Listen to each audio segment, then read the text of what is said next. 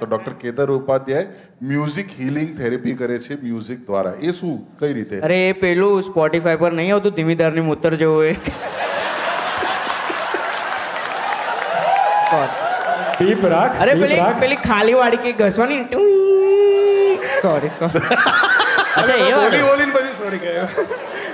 પેલું tuning folk વાળું. ઓહ, ના એટલે એમનું કઈ સારું હશે, મેં તો ખાલી જોક એટલું મને ભાન પડે છે. મેં તો પढ़ा लिखा हूं ना, क्या मस्ती करते हैं. એના આંકડા સારા આયા છે. એટલે પેલું ઝાડની વાત કરે છે કે માર્ક્સની વાત કરે? માર્ક્સ.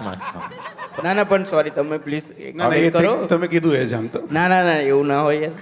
ના પણ મ્યુઝિક થેરાપી એટલે બહુ અલગ અલગ પ્રકારની મ્યુઝિક થેરાપી હોય. અમુક ફ્રીક્વન્સી ઉપરની હોય, જેમાં તમે વાત કરી કે પેલું તિબેટિયન બોલથી કરે. અમે લોકો જે કરીએ છીએ ને એ ઇન્ડિયન ક્લાસિકલ મ્યુઝિકને બેઝમાં રાખીને કરીએ છીએ. એટલે આપણા રાગોમાં એવા પ્રકારના અમુક નોટ્સ હોય જે આપણા માઇન્ડને ઇફેક્ટ કરે અને આપણા માઇન્ડને કારણે આપણા બોડી પર, એટલે ઘણા બધાને એવો પ્રોબ્લેમ હોય કે સ્ટ્રેસ કે એન્ઝાયટી હોય તો ઊંઘ ના આવે કે પાચન બગડી જાય કે. હું આવીશ સર, તમારે કહેજો નેક્સ્ટ સેશન ક્યાં છે આ મ્યુઝિક હીલિંગ થેરેપીનું. હું આવીશ. મને પેલું તિબેટન બોલ વાળું ટ્રાય કર્યું એ મારું છે ને ટંગ એટલું જ થાય છે. તમે એ નથી થતું મારું ટંગ આટલું પતી જાય.